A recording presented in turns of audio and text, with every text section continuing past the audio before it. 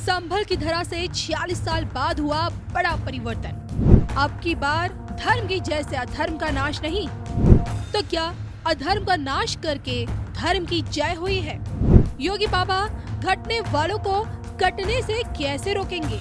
देखिए सिर्फ धर्म ज्ञान पर। संभल में एक 500 साल पुराना मंदिर मिला है जो पिछले 46 साल से बंद पड़ा हुआ था। 1978 में वहां दंगा हुआ था।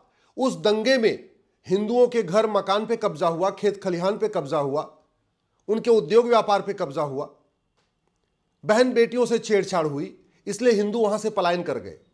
तो पलायन जब कर गए तो उनके केवल जमीन जायदाद पे नहीं कब्जा किया बल्कि मंदिर पे भी कब्जा कर लिया, और वो 500 साल पुराना मंदिर है। मैं धन्यवाद दूंगा माननीय योगी जी को, मैं धन्यवाद दूंगा संभल के डीएम साहब को और उनके वहां के पुलिस कप्तान को कि जिन्होंने इस 500 साल पुराने मंदिर को खोज के निकाला है।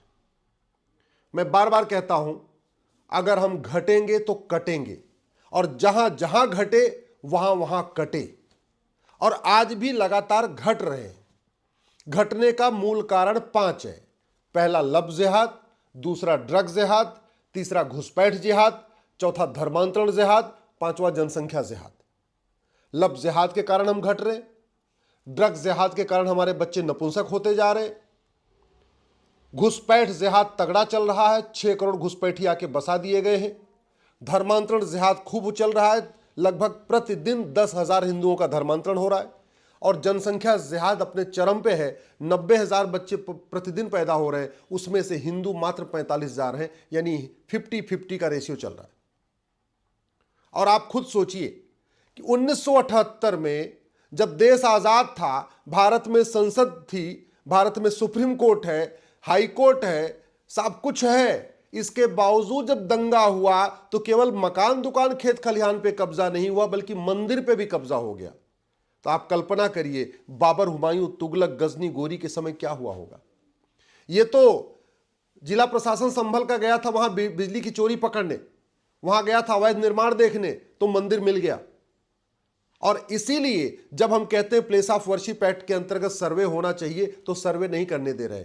ये तभी एक मंदिर मिला है जबकि जिला प्रशासन केवल बिजली की चोरी चेक करने गया था। अगर जहां जहां मुगलों के समय में मस्जिदें बनी हैं, वो इनफैक्ट सारी की सारी मस्जिदें हमारे मंदिरों के ऊपर बनाई हैं।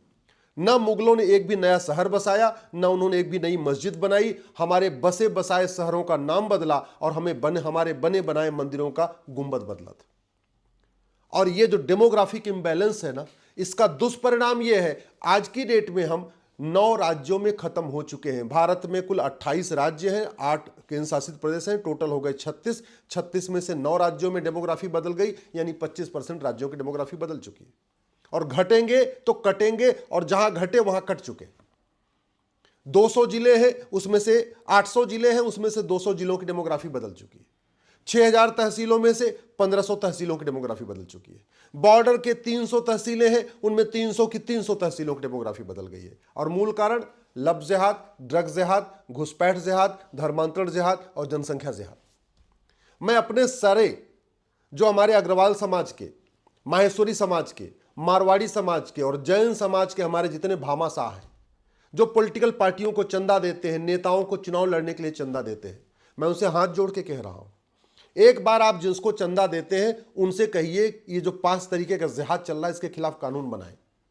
नहीं तो याद रखिएगा, आपके पैसे से ये नेता चुनाव लड़ रहे हैं, ये सांसद विधायक भी बन रहे हैं, लेकिन ये जिहाद अगर जारी रहा तो याद रखिएगा 20 साल के बाद आपकी ही बहन बेटियों को ये जिहादी उठा ले जाएंगे। आप पैसा दे रहे हैं और पैसा दे के आप जिहाद को बढ़ावा दे रहे हैं। इसलिए कह रहा हूं, जिसको आप चंदा देते हैं, चाहे वो पॉलिटिकल पार्टी हो चाहे नेता हो, उससे कहिए जिहाद के खिलाफ कठोर कानून बनाए। मैं अपने सभी आचार्य परम पूज्य शंकराचार्य जी से निवेदन कर रहा हूं, डेमोग्राफी बहुत तेजी के साथ बदल रही है। मैं अपने सभी मंडलेश्वर महामंडलेश्वर से हाथ जोड़ के आग्रह कर रहा हूं। मैं अपने सभी मठ मंदिरों को पुजारी से आग्रह कर रहा हूं, याद रखिएगा, मठ मंदिर बनाने से डेमोग्राफी में जो बदलाव हो रहा है ये नहीं रुकेगा। राम कथा करने से, भागवत कथा करने से जो जनसंख्या विस्फोट हो रहा है ये नहीं रुकेगा, कानून ही बनाना पड़ेगा। आपके रामलीला करने से, गौशाला चलाने से ये जो डेमोग्राफी में बदलाव हो रहा है ये नहीं रुकेगा।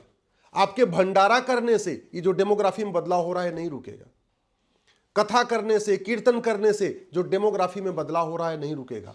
याद रखिएगा, धर्म की जय करने से अधर्म का नाश नहीं होता, अधर्म का नाश करने से धर्म की जय होती है। आप जो कुछ कर रहे हैं, गौशाला चला रहे हैं, मंदिर बना रहे हैं, कथा करा रहे हैं, भागवत कथा करा रहे हैं, भंडारा चला रहे हैं, ये सब धर्म की जय है। और धर्म की जय करने से अधर्म का नाश नहीं होता। और दूसरा ये भी याद रखिए, भगवान राम का अवतार धर्म की जय करने के लिए नहीं, अधर्म का नाश करने के लिए हुआ था। भगवान कृष्ण का अवतार धर्म की जय करने के लिए नहीं, अधर्म का नाश करने के लिए हुआ था। भगवान परशुराम जी का अवतार धर्म की जय करने के लिए नहीं, अधर्म का नाश करने के लिए हुआ था। आज की डेट में अधर्म का नाश करने का तरीका है बढ़िया कानून, कठोर कानून, सिंगापुर जैसा कानून, चीन जैसा कानून, अमेरिका जैसा कानून, यही तरीका है। भारत में अगर हमने अल्पसंख्यक को डिफाइन नहीं किया और बिना परिभाषा अल्पसंख्यक को डिफाइन किए अगर हमने ये मंत्रालय जारी रखा, आयोग जारी रखा और नियम कानून जारी रखा, तो याद रखिएगा ये जो अल्पसंख्यक मंत्रालय है ये धर्मांतरण मंत्रालय का काम कर रहा है। अल्पसंख्यक मंत्रालय में जितनी ज्यादा योजनाएं होंगी, जितना ज्यादा बजट होगा, धर्मांतरण उतना तेज होगा। हमने आज तक हेट स्पीच को डिफाइन नहीं किया और इसका नतीजा यह है कि जो हेट स्पीच फैलाने वाली किताबें हैं उनके खिलाफ एफआईआर नहीं हो पा रहा है, हेट स्पीच देने वालों के खिलाफ एफआईआर नहीं हो रहा है। तो आप जिसको चंदा दे रहे हैं, आप उनसे बात करिए, सांसद विधायक से बात करिए, उनको कहिए हेट स्पीच डिफाइन करवाए ना, माइनॉरिटी को डिफाइन करवाए ना। आज तक हमने धर्म और रिलीजन को डिफाइन नहीं किया और नतीजा यह हुआ कि संविधान में लिखा हुआ है रिलीजियस किताब नहीं पढ़ाएंगे और हमारे जज उसका इंटरप्रिटेशन कर रहे हैं कि भागवत गीता नहीं पढ़ा सकते। भागवत गीता, रामचरितमानस, वाल्मीकि रामायण, सत्यार्थ प्रकाश, ये मजहबी किताब नहीं है, ये हमारे धार्मिक ग्रंथ हैं और संविधान कहता है रिलीजियस किताब को नहीं पढ़ाना। लेकिन हमने चूंकि रिलीजन और धर्म को डिफाइन नहीं किया तो हो क्या रहा है, आर्टिकल 28 कहता है रिलीजियस किताब नहीं पढ़ाना और उसकी इंटरप्रिटेशन क्या हो रही है कि भगवत गीता भी नहीं पढ़ाना। आज हमारे सामने जो सबसे बड़ा खतरा है जनसंख्या विस्फोट का, वो तब रुकेगा जब कठोर कानून बनेगा। याद रखिएगा, मठ मंदिर बनाने से या कथा करने से या धर्मशाला चलाने से या गौशाला चलाने से या भंडारा करने से जनसंख्या विस्फोट नहीं रुकेगा, उसके लिए तो कानून बनाना पड़ेगा। आप जितने काम इस तरीके के कर रहे हैं, करोड़ों रुपए खर्च कर रहे हैं, इससे नफरती स्कूल नहीं बंद होंगे। मदरसा बंद करने के लिए तो आपको माइनॉरिटी को डिफाइन करना पड़ेगा और माइनॉरिटी के दायरे से आपको बाहर निकालना पड़ेगा इसको। आप जितने भी जिहाद चल रहे हैं, लब जिहाद, ये कानून से ही रुकेगा। ड्रग जिहाद कानून से ही रुकेगा, घुसपैठ जिहाद कानून से ही रुकेगा, धर्मांतरण जिहाद कानून से रुकेगा। तो आप जो एफर्ट कर रहे हैं वो सारा धर्म की जय है और धर्म की जय से अधर्म का नाश होता नहीं। हाँ, अधर्म का नाश करने से धर्म की जय होती है। इसलिए मेरा आप लोगों से हाथ जोड़ के निवेदन है, भारत में समान शिक्षा लागू करने की मांग करिए, समान नागरिक संहिता लागू करने की मांग करिए, घुसपैठ के खिलाफ कठोर कानून बनाने की मांग करिए। मैं माननीय मुख्यमंत्री से भी आग्रह करता हूं, आपने जिस तरीके का बोल्ड स्टेप लिया है और जितना प्रशासन को आपने पूरी स्वतंत्रता दे रखा है कि वो कानून के हिसाब से काम करें, मेरा आपसे ये भी आग्रह है। और खास तौर पे मैं पूरे उत्तर प्रदेश के सभी कप्तान और कलेक्टर से आग्रह करता हूं, जहां घुसपैठिए मिले उनको पकड़िए और घुसपैठियों और उनके मददगारों के खिलाफ आप 5 धारा लगाइए, एनएसए लगाइए, यूएपीए लगाइए, वेजिंग वॉर लगाइए, देशद्रोह लगाइए, गैंगस्टर एक्ट लगाइए। घुसपैठियों और उनके मददगार का मतलब जो घुसपैठियों का आधार बनाता है, राशन कार्ड बनाता है, ड्राइविंग लाइसेंस बनाता है, वोटर आईडी बनाता है, बर्थ सर्टिफिकेट बनाता है, जो भी कुछ करता है, उनके खिलाफ भी ये 5 धारा लगाइए। मैं गारंटी के साथ कहता हूं घुसपैठी अपने आप भाग जाएंगे और आने वाले टाइम में कोई घुसपैठियों की मदद नहीं करेगा। मैं माननीय मुख्यमंत्री से निवेदन कर रहा हूं, आपने धर्मांतरण कराने वालों पर एनएसए लगा दिया लेकिन बाकी धाराएं नहीं लगी है। आप धर्मांतरण कराने वाले मिशनरियों, जिहादियों और उनके मददगारों जो उनकी मदद करते हैं, भारत के सफेद पोस्ट, चाहे वो सांसद हो, चाहे विधायक हो, चाहे पार्षद हो, चाहे प्रधान हो, उनके खिलाफ आप एनएसए लगवाइए, यूएपीए लगवाइए, वेजिंग वॉर लगवाइए, देशद्रोह लगाइए, गैंगस्टर एक्ट लगाइए। जो घुसपैठियों और धर्मांतरण कराने वाले मिशनरियों, जिहादियों की मदद कर रहा है, इनकी प्रॉपर्टी जब्त करिए, इनकी नागरिकता खत्म करिए, इनको आजीवन कारावास देने के लिए व्यवस्था करिए, फास्ट ट्रैक कोर्ट बनाइए। मैं गारंटी के साथ कहता हूं धर्मांतरण भी बंद हो जाएगा। आप drug narco polygraph brain mapping कानून बनाइए और जो ड्रग जिहाद कर रहे हैं इनको साल भर के अंदर फांसी दिलवाने की व्यवस्था कराइए। मैं कह रहा हूं धर्मांतरण भी रुक जाएगा।